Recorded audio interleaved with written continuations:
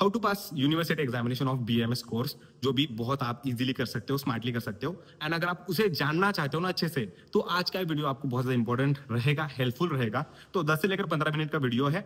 अगर 4-5 बातें भी आपको याद में आ जाएगी ना, समझ में आ जाएगी कि आपको ऐसे करके पढ़ाई करनी है, ऐसे ट्रिक्स होती है ये एग्जाम को पास करने की, तो भाई साहब आपकी यूनिवर्सिटी एग्जामिनेशन तो एटलीस्ट सेट हो जाएगी।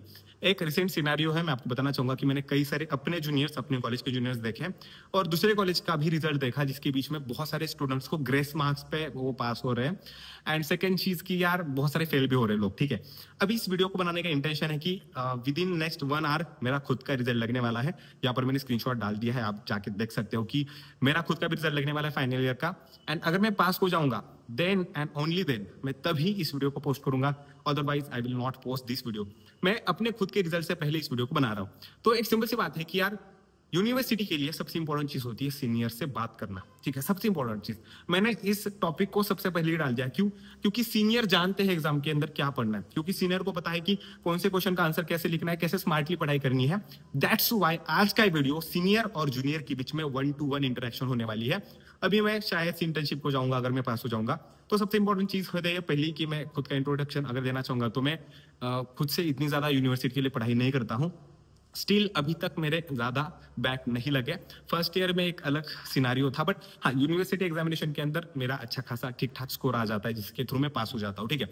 सबसे इंपॉर्टेंट चीज बिफोर स्टार्टिंग दिस वीडियो में आपको बताना चाहूंगा कि ऐसे मैंने कई स्टूडेंट्स देखे हैं जो कि सिर्फ यूनिवर्सिटी के लिए पढ़ते हैं। बीएमएस है, श्लोक रट्टा मार लिया, क्वेश्चंस देख लिए पुराने, ठीक है, और वो उनको लगता है कि यार यूनिवर्सिटी के अंदर अच्छे मार्क्स आ जाएंगे तो बहुत बढ़िया रहेगा। तो अगर मैं अपना पर्सनल ओपिनियन दूं तो यहाँ पर कई ऐसे टीचर्स भी होंगे, कॉलेजेस के टीचर्स, जो कि इस वीडियो को देख के वो कहेंगे कि ये थोड़ा सा अलग बता रहा है। मगर अगर मैं अपना पर्सनल ओपिनियन दूं तो 10th क्लास तक कैसा हुआ करता था कि लाइक अगर आपके 95 स्कोर हुआ करता था, 99, पर्सनली मैं हमारे पूरे खानदान में अच्छा स्कोर लाने वाला था, तो मुझे सिर के ऊपर बिठा के रखा था। बट 12th क्लास के अंदर मेरा 71 स्कोर है एंड शायद से बहुत रेयरली मैं नहीं गया एक्चुअली बीएमएस के बीच में, मैंने कभी भी 70% को क्रॉस नहीं किया है। देखते इस साल क्या होता है। तो सबसे इंपॉर्टेंट चीज है कि आप देखो परसेंटेज से हमें कहीं पर भी सिलेक्शन नहीं होने वाला। नीट पीजी में भी आपको वहां पर एक आप कह सकते हो ना कि कॉम्पिटेटिव एग्जामिनेशन है, और अगर आप इन केस नेट सेट वगैरह कुछ नहीं देने वाले तो परसेंटेज का वहां पर ज्यादा इंपॉर्टेंट रोल नहीं होता है। तो सबसे इंपॉर्टेंट चीज, आपको पूरे साल भर यूनिवर्सिटी के लिए नहीं पढ़ना है। हाँ, यूनिवर्सिटी को कंसिडर करके पढ़ना है, बट यूनिवर्सिटी के लिए नहीं पढ़ना है। कैसे? एक एग्जांपल देता हूं। माना एक जोर टॉपिक है, जोर आपको पता है ना, जोर टॉपिक है, तो उसके 2 सिनेरियो हो सकते हैं पढ़ने के लिए। एक तो है जो कि टॉपर करते हैं, कई लोग टॉपर वगैरह करते हैं, ठीक है, क्वेश्चन देख लिया, उसके बीच में क्या क्या पूछे जाते हैं, श्लोक याद कर लिए 4 और उसे ही रट्टा मारते रह गए, जोर उनके लिए खत्म हो गया। बट सेकंड आप कैसे पढ़ सकते हो पता है आपको? जोर देख लिया, जोर कैसे होता है, जोर के रीजंस क्या है, आम कैसे बनता है, क्या होता है, बेसिक चीजें, विषम जोर क्या है, जीर्ण जोर क्या है, कौन से आचार्य ने क्या बताया है, कौन सी मेडिसिन दी है एंड किस केस में कौन सी हम मेडिसिन दे सकते हैं, जोर के बीच में हम इमरजेंसी कैसे प्रैक्टिस कर सकते हैं, इंपॉर्टेंट है। अभी इसका एक रीजन बताता हूँ। रिसेंटली हमारे एक जो गुरु है वो एक पेशेंट को ट्रीट कर रहे थे, क्रॉनिक डिसऑर्डर थी, ठीक है, केस नहीं डिस्कस करूंगा, बहुत टाइम लग जाएगा। उसके बीच में उन्होंने जोर की मेडिसिन दी थी, औषधि दी थी। तो मैंने उनसे पूछा कि यार ऐसे क्यों सर? तो मतलब होता है ना कि ज्वर की वजह से बहुत सारे व्याधि आते हैं, आम वगैरह आता है। तो ऐसे में बोल रहा हूँ कि यार अगर आपको लगता है ना कि आयुर्वेदा बहुत बोरिंग है, आयुर्वेदा बहुत बढ़िया है। पढ़ाई करते बेटा था, झूठ नहीं बोल रहा हूँ, ठीक है, खुद से पढ़ाई कर रहा था, पढ़ाई करके उठा हूँ और ये वीडियो बना रहा हूँ। Ayurveda is such a beautiful thing यार, इससे ब्यूटीफुल चीज दूसरी कोई हो ही नहीं सकती, ठीक है। एंड अभी इसी वीडियो के अंदर बताना चाहूंगा कि मैं भी कोई आइडियल नहीं हूँ। मेरे यूट्यूब के ऊपर 2 चैनल है, अनअकैडमी के ऊपर मैंने 3 साल तक काम किया है, तो मैं भी बीएमएस के अंदर ज्यादा पढ़ता हूँ, मैं बहुत ज्यादा होशियार हूँ ऐसा नहीं है। मेरी रियलिटी में भी जानता हूँ कि मैं उतना बढ़िया नहीं हूँ। स्टिल मैं आयुर्वेदा को भी अच्छे से पढ़ता हूँ, मॉडर्न को भी अच्छे से पढ़ता हूँ, मैं अपने ट्राई से जो चीज इंपॉर्टेंट है उसे मैं करता हूं। तो सबसे पहली इंपॉर्टेंट चीज मैं यही बताना चाहता था कि यार कॉन्सेप्ट्स के ऊपर भरोसा रखो, कॉन्सेप्ट्स के ऊपर फोकस करो, और ये जो पोपट पंची वगैरह चीजें होती है ना, वो कब करनी है मैं आपको बताऊंगा। थर्ड चीज है कि अगर आप यूनिवर्सिटी के डायरेक्शन में देख रहे हो एंड अगर आपकी यूनिवर्सिटी को थोड़ा सा टाइम है, तो मैं आपको एक सजेशन दूंगा कि आप जो भी पढ़ते हो, जैसे भी पढ़ते हो ना, ठीक है, अभी के समय से थोड़ा सा और यूनिवर्सिटी को एक टच में रखने के लिए कैसे क्या करो पता है? जितने भी पीवाईक्यू पेपर है उसको उठाओ, ठीक है, पीवाईक्यू को उठाओ और आप जो भी पढ़ते हो ना उसमें से पीवाईक्यू में क्या पूछा है वो देख लो और उसके ऊपर थोड़ा सा साइड में फोकस रखो। पढ़ना कॉन्सेप्चुअली है पूरा साल, बट जो क्वेश्चंस पूछे जाते हैं उसके ऊपर फोकस करो। अभी मैंने क्यों बताया? क्योंकि मेरा 2 सीनियर्स है, 2-3 सीनियर्स हैं, जो कि यही सेम ट्रिक यूज करते हैं। वो पूरे साल भर अच्छे से पढ़ते हैं, कॉन्सेप्चुअली पढ़ते हैं, बट क्या करते हैं कि यूनिवर्सिटी को में क्या पूछा जाता है, कैसे पूछा जाता है, वो पहले से ही पढ़ते हैं। तो यूनिवर्सिटी जब नजदीक आती है तो उनको ज्यादा कोई दिक्कत नहीं आती, तो वो पेपर पीवाईक्यू वगैरह करते हैं। मतलब यही बताना चाहूंगा कि स्मार्ट स्टडी कभी भी हार्ड वर्क से बहुत इंपॉर्टेंट है आपकी इस बीएमएस के बीच में। और एक इंपॉर्टेंट चीज, पीवाईक्यू के ऊपर कितना भरोसा रखना चाहिए, तो आप कंसिडर कर सकते हो ना कि लाइक 60 to 70% आप उसके ऊपर भरोसा रख सकते हो कि पीवाईक्यू में जिस टाइप के क्वेश्चंस पूछे गए हैं ना, आपको भी उसी टाइप के क्वेश्चंस पूछे जाएंगे। तो पीवाईक्यू एक ऐसा सोर्स है जिससे आप ब्लाइंडली ट्रस्ट कर सकते हो। मैं क्या बोल रहा हूँ, 60 to 70% आप उसके ऊपर कर सकते हो, 30% नए क्वेश्चंस वगैरह बनेंगे, ठीक है। अब एक इंपॉर्टेंट चीज है कि अगर हमें पूरे साल भर में यूनिवर्सिटी के लिए थोड़ा थोड़ा से पढ़ते रहना है एंड कॉन्सेप्चुअली ज्यादा पढ़ना है, तो एक्चुअल ड्यूरेशन कितनी होनी चाहिए कि हमें एग्जाम से पहले, यूनिवर्सिटी से पहले हमें पढ़ना चाहिए यूनिवर्सिटी के लिए। तो मैं आपको बताना चाहूंगा कि like 2 or 3 months are more than sufficient अगर आप अच्छे से पढ़ते हो। वो मैं क्यों बता रहा हूँ, 2 से लेकर 3 महीने क्यों, क्योंकि ऐसे बहुत सारे पोर्शन होता है, ऐसा बहुत सारा कवरेज एरिया होता है जिसे कि हम पूरे साल में कवर नहीं करते। लाइक सिंपल से अगर मैं कोई चीज बताऊं ना, अष्टहार विशेषता यानी, ठीक है, अगर आप उसे कंसिडर करोगे ना, तो ये पूरे साल भर मतलब याद रखने की जरूरत वगैरह कोई नहीं है। अष्टनिंदित पुरुष वगैरह है, ठीक है, इसे हम उतना अच्छे से नहीं पढ़ते, कॉन्सेप्चुअली ज्यादा पढ़ने की जरूरत नहीं है। बट यूनिवर्सिटी के लिए हम जब भी पढ़ते हैं ना, तब वो एक अच्छे से याद हो जाता है। तो 2 से लेकर 3 महीने अगर आप उसे कंसिडर करोगे ना कि यार बिफोर एग्जाम आपको 2 से लेकर 3 महीने यूनिवर्सिटी की ओरिएंटेड पढ़ना है, तो उसे किया करो। एक्चुअल ड्यूरेशन उतनी होनी चाहिए। अभी नेक्स्ट थिंग है कि यूनिवर्सिटी के लिए पढ़ना क्या है। अभी कई लोग क्या करते हैं कि सिर्फ पीवाईक्यू के ऊपर भरोसा रखते हैं। जैसे कि मेरा दोस्त है जिसका नाम है सूरज, वो सिर्फ यूनिवर्सिटी के पीवाईक्यूज देखता है, जो इंपॉर्टेंट स्टफ है उसे देखता है और बस उतना ही पढ़ता है, उसे ही रिवाइज करते रहता है और फिर बाद में एग्जाम देता है, पास भी बहुत इजीली हो जाता है। एंड यही ट्रिक बहुत सारे स्टूडेंट्स यूज करते हैं। अभी मैं आपको एक चीज बताना चाहूंगा कि आपके कॉलेज के बीच में ऐसे बहुत सारे स्टूडेंट्स रहेंगे जो कि कॉलेज अटेंड नहीं करते, जिनकी प्रेजेंट ही नहीं है, जिनको ज्यादा चैप्टर्स के भी बारे में पता नहीं, बट स्टिल वो पास हो जाते हैं। तो कैसे पास होते हैं? This is the smart study, आप कह सकते हो। यूनिवर्सिटी को पास करने के लिए जो पूछा जाता है, जो इंपॉर्टेंट है उसे अच्छे से कर लिया, वो इंपॉर्टेंट है। बट मैं आपको बताना चाहूंगा कि मैं कैसे करता हूं। मैं अगर कोई पर्टिकुलर सिलेबस है तो मैं पूरी किताब ही खत्म करता हूँ। लाइक हमें जो कौमार वृत्य है, ठीक है, काश्यप वगैरह आप कंसिडर कर सकते हो, ठीक है। लाइक आप पेडियाक जो है हमारा आयुर्वेदिक का और प्लस मॉडर्न का, उसकी किताब इतनी बड़ी है। तो मुझे लगता है ना कि लाइक 10 to 20% ही एक जनता होगी जिसने पूरी किताब पढ़ी होगी। मैंने फर्स्ट पेज से लेकर लास्ट पेज तक यूनिवर्सिटी के लिए पढ़ा था, और इसका फायदा ऐसे हुआ ना कि मैं कभी भी उस किताब को पूरा नहीं पढ़ सकता था अनलेस एंड अनटिल अगर मैं यूनिवर्सिटी के लिए ना पढ़ूं तो मेरा तो यही फंडा रहता है कि यार मैं पूरा ये सब कुछ पढ़ के जाऊंगा और सिंपल सी बात है यही करूंगा। नेक्स्ट थिंग आती है सीनियर के साथ इंटरेक्शन।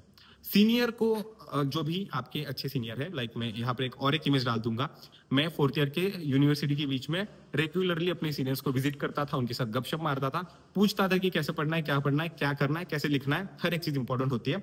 तो सीनियर्स को रीच आउट किया करो, इतना बहुत ज्यादा इंपॉर्टेंट होता है।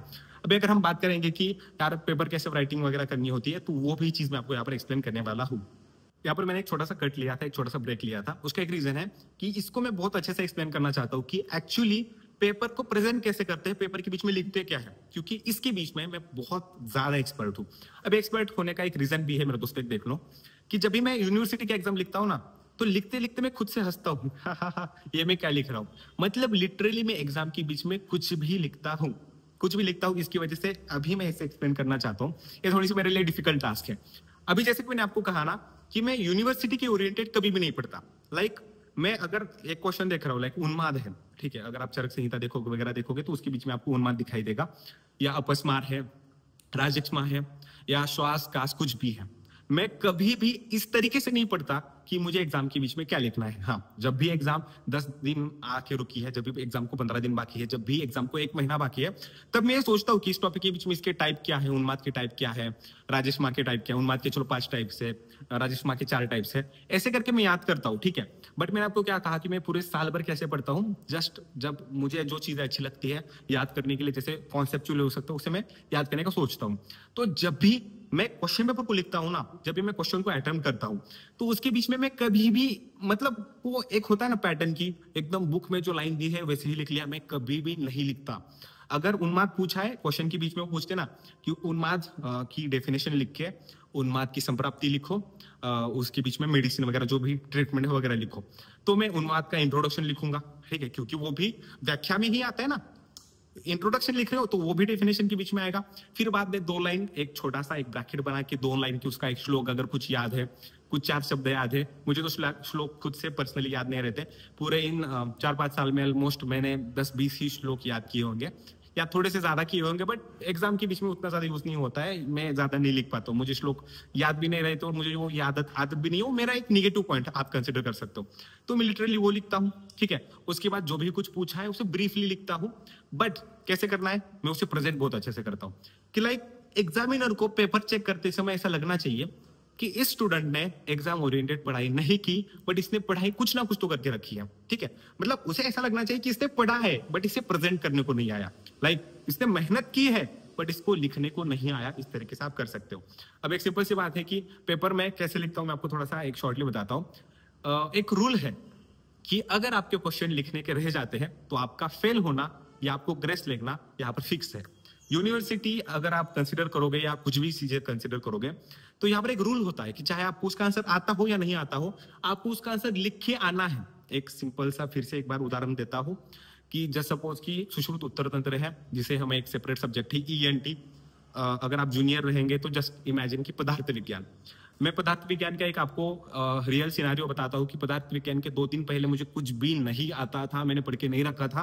क्यों? क्योंकि पदार्थ विज्ञान मुझे बोरिंग लगता था। अभी अच्छा लगता है, अभी अच्छा लगता है। लाइक पिलोपाकवाद क्या है, पीटर पाकवाद क्या है, चारवाक दर्शन, सांख्य दर्शन, पीजी के लिए पढ़ना पड़ता है ना, दैट्स व्हाई। यहाँ पर मैंने कुछ स्टिकी नोट्स भी चिपकाए हैं उसके, आप देख सकते हो मेरे टेबल के ऊपर, ठीक है। स्टिल अभी अच्छा लगता है, बट उस समय पर ये मुझे अच्छा नहीं लगता था।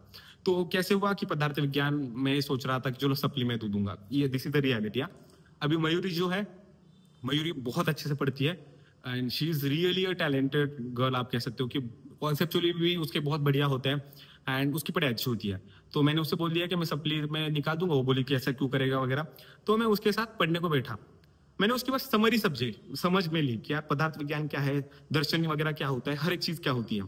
And literally you will not believe कि पदार्थ विज्ञान के बीच में जब भी पासिंग 90 मार्क्स तो थी, तो मुझे उसके बीच में 112 और 109 मार्क्स है, मतलब ऑलमोस्ट 19 मार्क्स हायर देन जो कि पासिंग के लिए रिक्वायर्ड है, उससे ज्यादा है। So this is the thing जो कि मैं आपको कहना चाहता हूँ कि यार आपके दिमाग के बीच में जितना भी आपको कुछ पता है ना, वो उसके बीच में लिख के आना है। हाँ, लिखना उसी पैटर्न के बीच में, जिस पैटर्न के बीच में यूनिवर्सिटी ने एग्जाम में क्वेश्चन पूछा है, पैटर्न वही रखना है। बस लिखना जो भी आपको पता है ना उसके बारे में, वो आपको लिख के आना है, वो चीजें होती है उसके बीच में। तो लास्ट ईयर कैसे हुआ था कि हमारे सभी जूनियर्स ने एक क्वेश्चन छोड़ा, एक एलक्यू छोड़ा, लॉन्ग आंसर क्वेश्चन छोड़ के आए। अगर क्वेश्चन छूटा, फेल होना फिक्स है। तो फर्स्ट रूल है, कुछ आता हो या नहीं आता हो उसके बारे में लिखना है। जैसे कि आपको पता है कि पदार्थ विज्ञान है, पदार्थ विज्ञान के इनके बीच में दर्शन होते हैं, ठीक है। तो दर्शन, ठीक है, एक क्वेश्चन आया, आपको पढ़ना है, बहुत अच्छे से पढ़ना है। Just suppose in case if you don't know answer of a LQ, long answer question का आंसर पता नहीं है कि यार चारवाक दर्शन के बीच में लिखो चारवाक दर्शन क्या होता है। इतना तो पता है ना कि चारवाक एक दर्शन है, ठीक है, लिखो चारवाक एक दर्शन है, ये बहुत पुरान है, ठीक है, इसके संस्कारकर्ता ये है। अभी संस्कारकर्ता पता नहीं है तो लिखो कि इसे विद्वान लोगों ने इसको संसारित किया है, इसका फिर बाद में प्रसार हुआ। ये तो चीजें बेसिक है ना बे, ठीक है, ये तो बेसिक है ना कि एक दर्शन है क्या है। अभी इसके बारे में 4-5 चीजों तो पता होगी ना, 4-5 चीजों को ऊपर लिखो, नीचे लिखो, नीचे लिखो, ऊपर लिखो, ब्रीफ करो उसको, ठीक है। अगर आंसर बहुत अच्छे से आता है, अगर आपको वो मैं आगे जाके एक्सप्लेन करने ही वाला हूँ कैसे प्रेजेंट करना है, बट अगर बहुत अच्छे से आता है तो पैराग्राफ वाइज निकालो, जो चीज अच्छे से आती है उसे हाईलाइट करो, जो नहीं आता है उसे पैराग्राफ के फॉर्म में लिखो, एक ही पैराग्राफ खींचते जाना है। हर एक क्वेश्चन का आपको ऑलमोस्ट ये लिखा रहेगा तो 6 to 7 पेजेस रिक्वायर्ड होते हैं, बट मैं खुद से 9 to 10 पेजेस लिखता हूँ। Sometimes I write 10 to 12 pages also. The reason is मेरी हैंडराइटिंग बहुत फास्ट है। लाइक आप कंसिडर नहीं कर सकते, अगर मैं एक बार ऐसे पेपर रख दूं ना तो मक्खन की तरह चलता है, ठीक है। जो क्वेश्चन मुझे अच्छे से आता है उसकी मैं हैंडराइटिंग बहुत बढ़िया निकालता हूँ, जो क्वेश्चन मुझे नहीं आता उसकी मैं हैंडराइटिंग कर्सिव में निकालता हूँ। अगर इंग्लिश में अगर मुझे किसी का आंसर लिखना है, मुझे उसका आंसर नहीं आता है, मैं डायरेक्टली वहां पर कर्सिव स्टार्ट कर देता हूँ।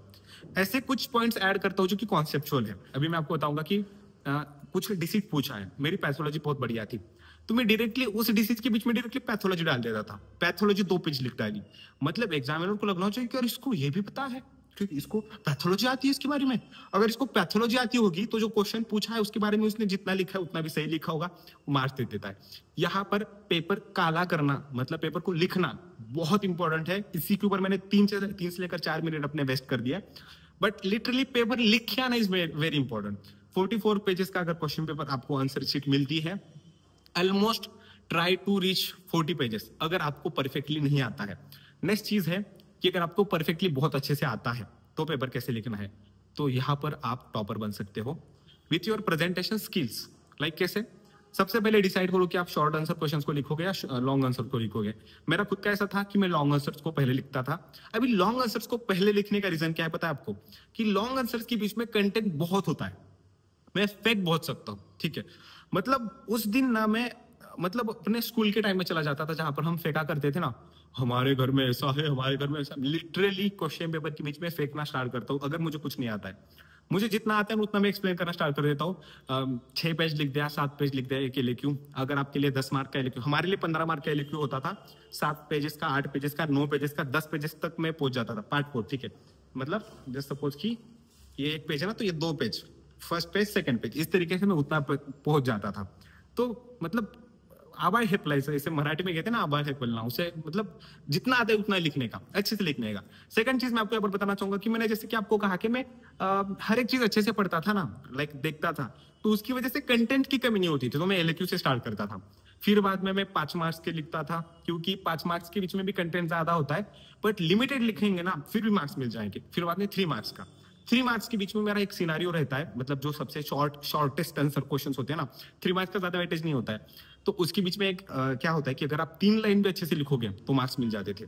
LAQ फेंकना 15 मार्क के, आप अपने साथ कंपेयर कर लो। 5 मार्क के लिमिटेड लिखना बट अच्छे से लिखना, थोड़ा फेंकना, थोड़ा प्रॉपर लिखना, और 3 मार्क्स से प्रॉपर लिखना। अगर इतना करोगे ना तो आपका स्कोर बहुत अच्छे से आ जाएगा। Then next thing about the paper presentation, सबसे इंपॉर्टेंट चीज, जितने भी इंस्ट्रक्शंस आपको दिए होते हैं पेपर के पहले वो फॉलो किया करो।